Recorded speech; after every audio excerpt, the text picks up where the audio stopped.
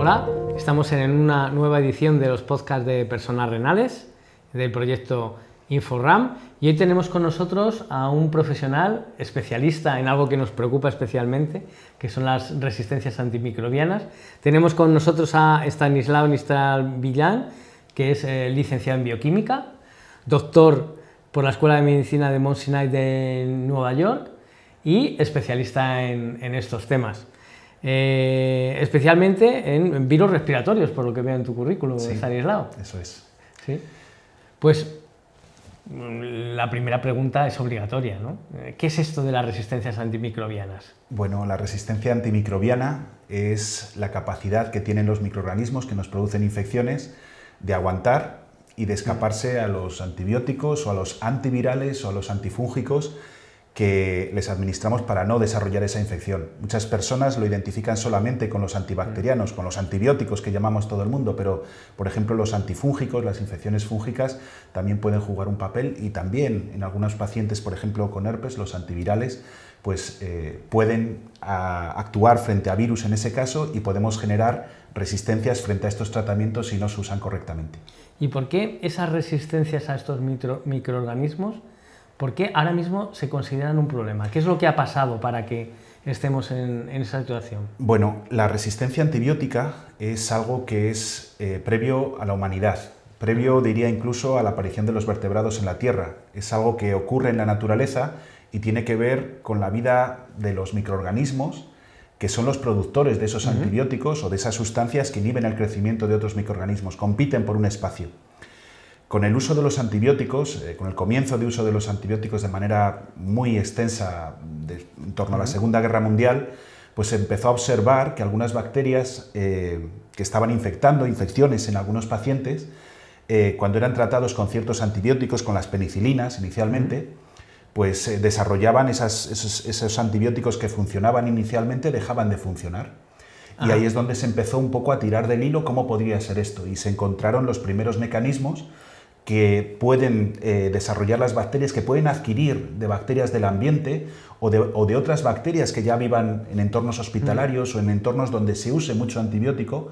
Esas bacterias pueden adquirir, mediante transferencia de información génica, pueden adquirir esos enzimas, por ejemplo, que son capaces de degradar los antibióticos y hacen que una bacteria que respondía a un tratamiento, después de adquirir este mecanismo de resistencia, ya no funcione. Ese antibiótico ya sea inservible para tratar esta bacteria y haya que buscar otro para que esa recidiva o esa nueva infección que aparece en ese paciente pueda curarse, porque si no, el antibiótico que estabas usando ya no te vale. O sea, para entendernos, entonces lo que pasa es que esas bacterias se hacen inmunes a esos tratamientos. Efectivamente, eso es.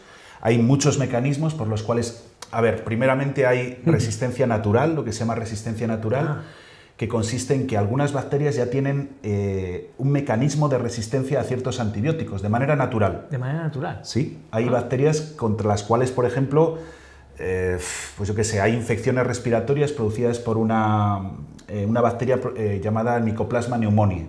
Mycoplasma pneumoniae no tiene una pared bacteriana, no tiene la carcasa que recubre normalmente a las bacterias y les permite para tener rigidez. Eso lo atacamos con penicilinas o con las amoxicilinas o con cefalosporinas o con monobactamas o carbapenemas. Son todos antibióticos que van orientados a destruir la pared de la bacteria. Bueno, pues las bacterias que no tienen esa pared, esos antibióticos no les afectan, tienen resistencia natural. Pero hay otro mecanismo de resistencia que es la resistencia adquirida.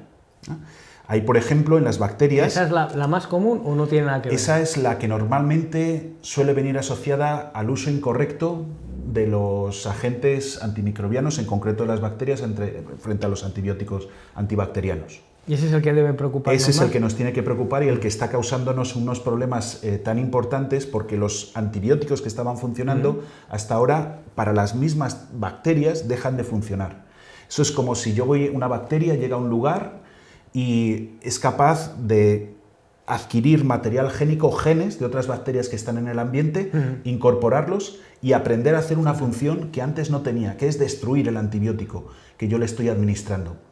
Eso, pues hay distintos mecanismos cómo puede adquirir eso. Uno, por ejemplo, es a través de un mecanismo que se llama conjugación y la transferencia de plásmidos que codifican genes de resistencia antimicrobiana. ¿Cómo prevenir eso? Pues tratando la higiene, la capacidad de usar solo el antibiótico para la bacteria que tiene que ser usado y no otro. Porque el aprendizaje que tiene esa bacteria, ¿qué implica? ¿Que aumente su capacidad infectiva o que aumente su capacidad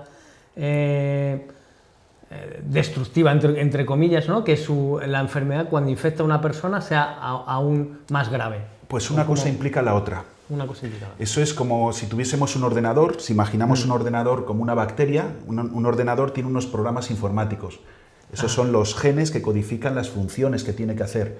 Pero yo puedo comprar en internet, o antes que teníamos disquetes, le puedo meter un disquete con un programa informático que me permita hacer una función nueva, ejercer un programa nuevo. Pues la bacteria, adquiriendo esa información nueva, adquiere la capacidad de destruir el antibiótico que yo le pueda... La misma bacteria, antes no podía, ha adquirido esta información génica, ahora es capaz de destruirlo.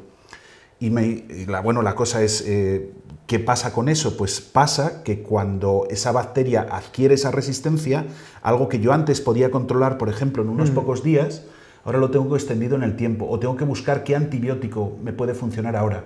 Y eso puede incrementar la virulencia y la destrucción del tejido y que haga más difícil la cura. ¿Y qué efectos puede tener el que determinados antibióticos dejen de funcionar? Evidentemente, más infección, ¿no? Más infecciones no asociadas a la infección de la persona que tenía la infección originalmente. Por ejemplo, yo puedo ir al hospital con una neumonía severa. Me pueden hacer un análisis de ver qué bacteria está asociada a esa neumonía y pueden decirme, bueno, pues a usted le vamos a dar este tratamiento y tiene que seguir esta pauta, ¿no?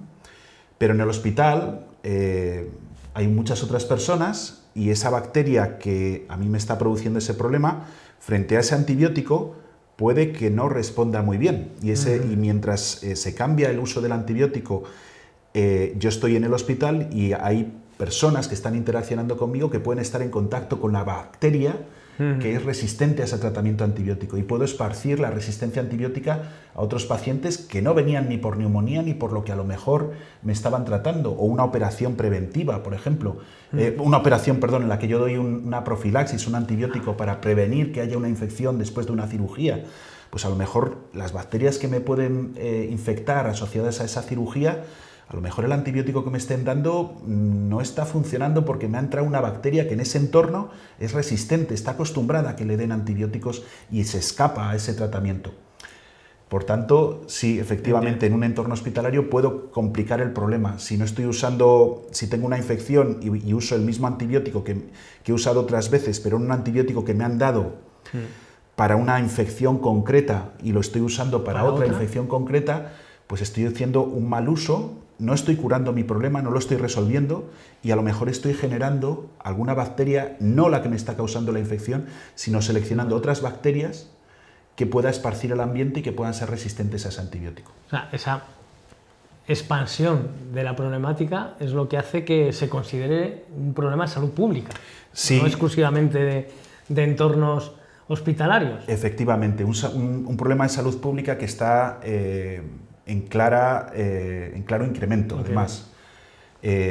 Bueno, pues con la capacidad que tenemos ahora de luchar con los antimicrobianos que tenemos, pues están apareciendo bacterias que no están respondiendo a los más importantes y están generando lo que se llaman las bacterias, las multidrug resistance, las bacterias que son resistentes a múltiples antibióticos o antibióticos de elección, y bacterias que se llaman extremadamente resistentes, que es que no responden a la mayoría de los antibióticos y tenemos que recurrir a antibióticos de último recurso, e incluso hay algunos casos muy extraños hace unos años, pero que va apareciendo más y más casos todos los años de personas que ya no llegan al tratamiento antibiótico correcto porque los antibióticos de primer uso, de los más comunes, ya no les funciona ninguno.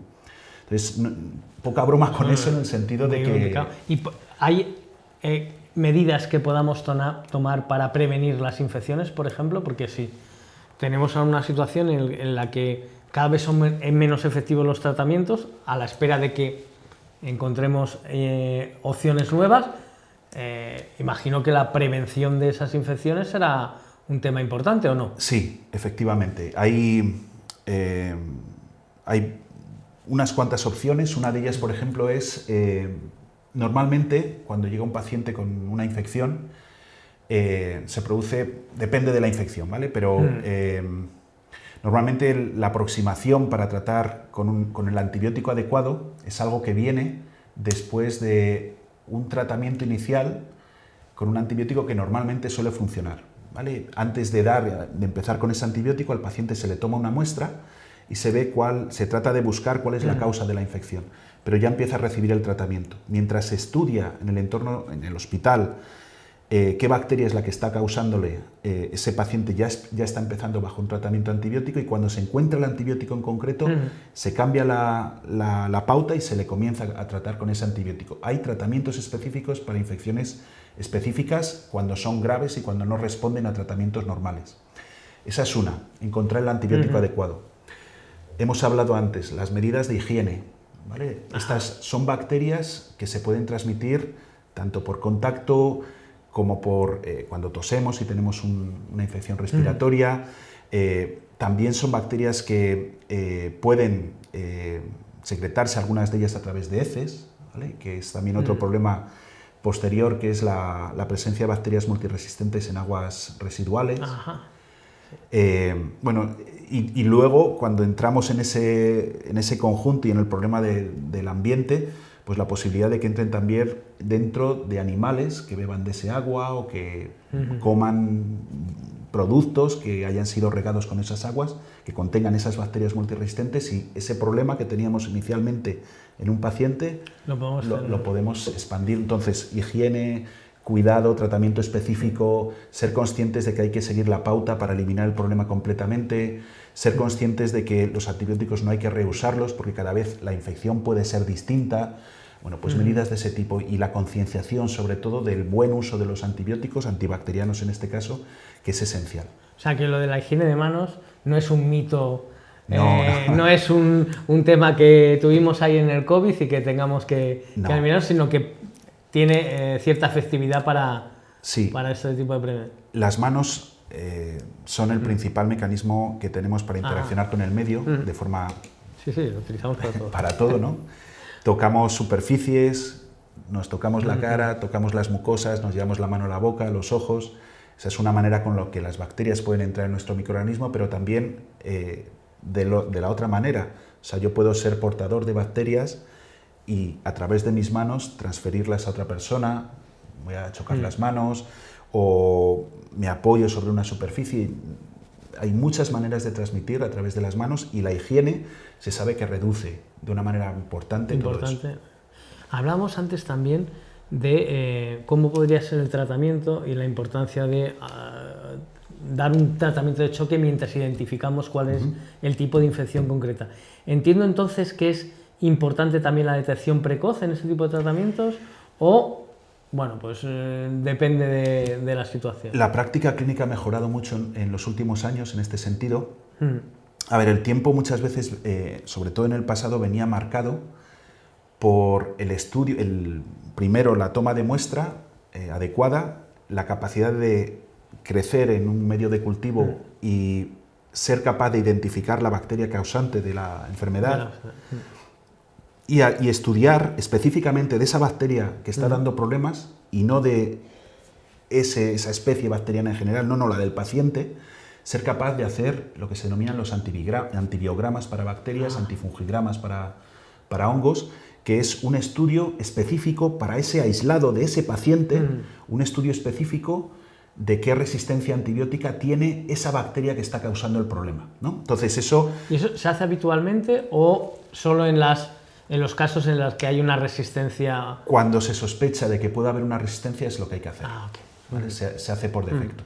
Las infecciones urinarias, por ejemplo, pues seguramente muchos pacientes que nos puedan estar escuchando han sufrido esto, pues tienen recidivas muy comunes, tienen muchas veces pues esa primera asistencia al médico de familia y bueno, pues se les trata se les sugiere antibióticos de amplio espectro y que normalmente funcionan muy bien para las infecciones urinarias, pero hay veces, sobre todo cuando esto es recurrente... Sí, es algo frecuente que vemos es las infecciones recurrentes. Pues ahí es donde esos antibióticos que tú has administrado inicialmente están perdiendo su efectividad, porque cada vez que tú le das un tratamiento a un paciente y está producido por esa bacteria que normalmente responde, lo que estás haciendo es, ese tratamiento no es efectivo al 100%, es al 99,9999%. Y esa bacteria que escapa al tratamiento, que es la resistente, que ha adquirido mecanismos de resistencia para evadir a ese antibiótico, es la que luego, en la recidiva, es la que puede volver y la que hace que ese tratamiento que tú tenías inicialmente ya no funcione o no sea tan efectivo. Y ahí es cuando hay que sopesar la posibilidad de hacer un cultivo y decir, bueno, esta bacteria que usted tiene, vamos a ver qué resistencia antibiótica tenga. ¿Qué otras alternativas al tratamiento antibiótico, al antibiótico que me estaban dando antes tenemos? Pues mira, hay estos 3, estos 4. Pues mire, en el cultivo bacteriano, cuando hago el antibiograma, vamos a cambiarlo, le vamos a poner este otro. Y ahí es donde se le ataca y donde se... Sí, porque nosotros, desde el total desconocimiento, sí que vemos pacientes en el que han tenido una infección, con el tratamiento antibiótico parece que está solucionado, pero de repente cuando se finaliza el tratamiento vuelven a aparecer los síntomas. Y esto sucede de forma cíclica. Puede ser un síntoma de lo que está comentando, imagino. Sí, es muy... Vamos, cuando se tengan ese tipo de problemas, lo aconsejable es estudiar la resistencia antibiótica específica de ese paciente y la que le está afectando en ese momento, no la que tenía la primera vez, la que le puedan sacar del cultivo de orina en ese momento. Entiendo. Nosotros hemos hecho también estudios de qué opinión tienen las personas que forman parte de nuestra asociación y de nuestros usuarios acerca de la resistencia antimicrobiana. Y hemos encontrado algún dato que es interesante y que nos gustaría mejorar, ¿no?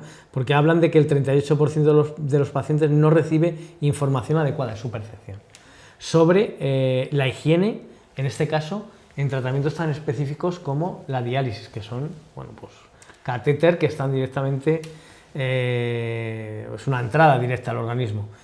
¿Qué implicaciones tiene todo esto? Porque imagino que con la creciente amenaza de las resistencias antimicrobianas sería un aspecto importante a prevenir, ¿no? La profilaxis, me refiero. Sí, efectivamente, los pacientes, sobre todo los pacientes que sufren o que tienen que atender a diálisis todas las semanas, cada pocos días, están sujetos pues, a que su sangre pasa a través de una máquina, de algo externo, que en principio tiene que estar limpio, pero bueno, pues estamos viendo vías de entrada en las cuales tienen que atravesar nuestra piel.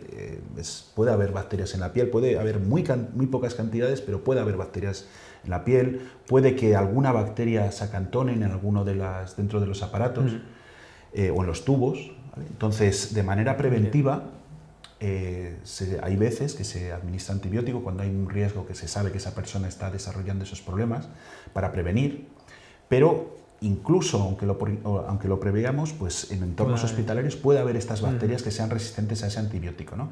Entonces, siendo conscientes de que es algo que, sobre todo en pacientes renales, ¿no? En pacientes que tienen el sistema inmune comprometido, no son pacientes que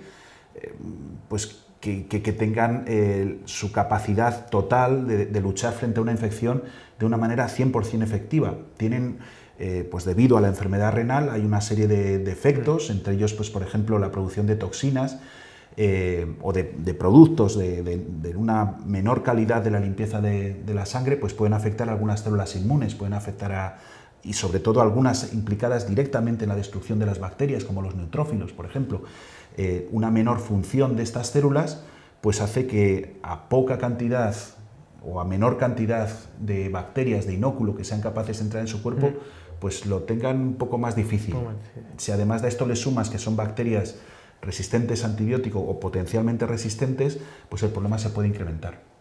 Bueno, hemos hablado, yo creo que ya tenemos muy claro que las resistencias antimicrobianas son un problema de salud y que tenemos que atenderlas y darnos cuenta, pero ¿qué podemos hacer? O sea, ¿qué se está haciendo para mejorar esta situación o para prevenir que en el futuro sea aún más grave de la que tenemos hoy en día? Bueno, yo creo que la principal, de forma efectiva y sobre todo de forma personal, que lo que nos puede pasar como pacientes o familiares de pacientes, es ser conscientes de que ese riesgo está ahí y que, tal como hemos estado hablando, la higiene es muy importante.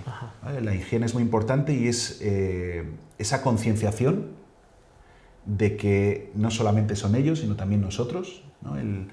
Cuando tenemos el potencial de infectarles o el potencial de transferir una bacteria, sobre todo cuando estamos en ambientes que tienen muchas posibilidades de tener bacterias multiresistentes, o sea, la concienciación, el buen uso de los antibióticos. Hay muchas veces que son personas mayores que a lo mejor no entienden, ¿no? Que pues me das una pastilla, ¿qué mismo me da esta pastilla que esta otra? Dame una que es un antibiótico y algo me hará, ¿no? Pues no, hay veces que no. Eso es algo muy frecuente, lo de esto me ha ido bien, toma... Pues voy otra vez, ¿no? Claro, pero a lo mejor la bacteria que tenías hace una semana o hace un mes no es la misma que tienes ahora y lo que estás pensando que te está curando no te está haciendo nada y estás extendiendo el problema en el tiempo y agravando las consecuencias de esa infección. Por tanto, siempre que haya una duda, concienciación. El antibiótico que tengo que recibir es el adecuado para la infección que tengo. Tengo que acudir a un profesional. Si no sé lo que tengo que hacer, no sé cómo tomar el antibiótico, no sé qué antibiótico me pueden recetar, tengo que ir al sitio donde me lo pueden decir el médico o mi especialista en el hospital es el que me va a ayudar con eso. El ser conscientes también de que yo soy responsable, que puedo tener en mis manos que esto no me agrave. Yo no quiero ponerme malo, evidentemente. Claro. Si soy consciente de estas cosas, pues a lo mejor puedo hacer algo para evitarlas, ¿no? Entonces, el empoderamiento, la capacidad que yo como paciente pueda tener de decidir y de prevenir, yo creo que es lo fundamental. Sin duda.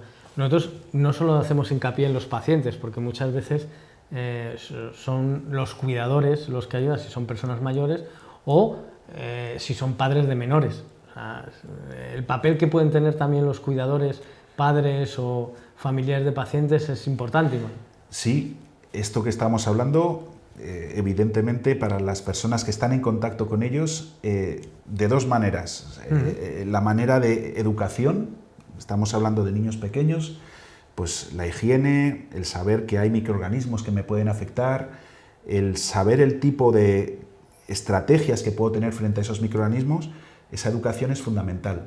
Y con personas mayores igual, son personas que a lo mejor han sido muy capaces, pero necesitan una ayuda.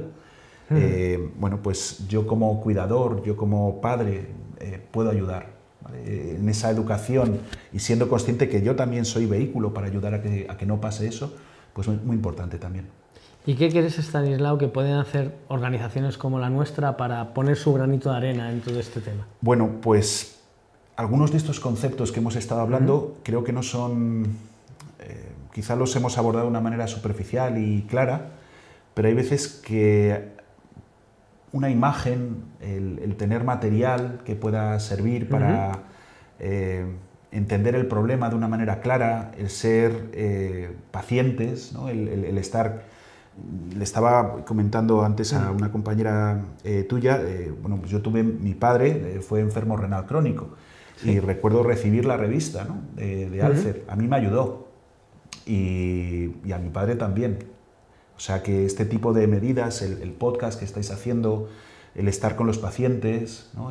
Creo que es muy importante y creo que estáis haciendo una buena labor. Bueno, es algo que forma parte de nuestros fines fundacionales, pero sin duda esto no sería posible sin profesionales como vosotros. Vuestra sociedad también nos ha ayudado a difundirlo, nos está ayudando con podcasts como este y estamos seguros que seguiremos contando con vosotros y tenéis también nuestra mano tendida para lo que necesitéis y estoy seguro que la gente que nos esté oyendo y nos está viendo, bueno, pues ya por lo menos sabrá de qué estamos hablando y por lo menos tendrá en cuenta que esas medidas de higiene que insistimos mucho en que hay que seguir tomándolas, tienen una explicación. Tienen una explicación. No sé, Estanislao, si hay alguna cuestión que nos dejemos que creas que que tengamos que poner sobre la mesa? Hombre, hay una... estamos en una época, estamos ya entrando en el otoño que nos traen los catarros, ¿no? Y muchas veces pues pensamos que las bacterias es el único problema que tenemos. Ajá. Y no somos conscientes de otras cosas que vienen asociadas con las bacterias o, en concreto, con los virus, que muchas veces son la puerta de entrada para las infecciones bacterianas. En concreto, en la época... Ahora hemos aprendido mucho de los virus respiratorios, lo que pasa es que a lo mejor no somos tan conscientes, ¿no? Pues, por ejemplo, yo en mi campo, en mi laboratorio, el tema central de estudio son las coinfecciones bacterianas asociadas a las infecciones respiratorias, sobre todo a los virus de gripe.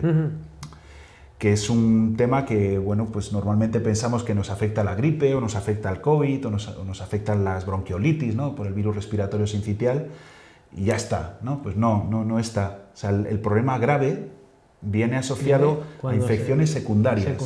Sobre todo eso en personas mayores, en entornos hospitalarios, cuando tienen muchos días de ingreso, es muy común una neumonía bacteriana asociada a una infección bacteriana, pero antes había un virus. ¿Vale? Empezó por la gripe o empezó por el virus respiratorio sincitial. Empezamos a encontrarnos mal, nos mejoramos. Cuando ya parece que estamos curados, nos viene la infección bacteriana. Esa es la explicación de por qué son tan importantes también las vacunas. Eso es, efectivamente. La vacunación antigripal no solamente, aunque tiene el efecto de protegernos frente a infectarnos, la principal función es prevenir infecciones graves.